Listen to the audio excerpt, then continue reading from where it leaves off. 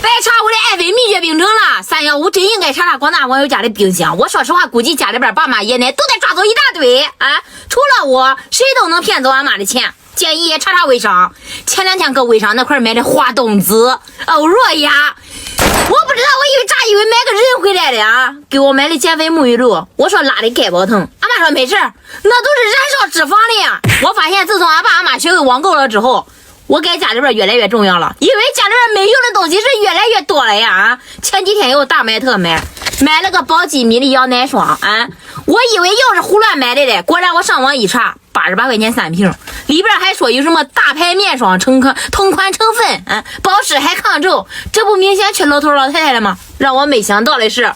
就放假我往咱户部运回家了，用俺妈这个羊奶霜后涂了一家伙，第2天早上起来脸上光滑细嫩的。我立马一个大查特查，我说实话，果然这羊奶霜是洋人的好东西，一摸都能看到羊奶水珠，居然还是白鸽同款。秉持着能从家里边带，绝不从学校买的原则，我直接把俺妈羊奶霜全顺走了，顺便把俺妈手机里边那些微商全部给删掉了。我说实话，俺妈掌握着俺们家财政大权，我不得不防呀。你这小钱全交给微商，能中？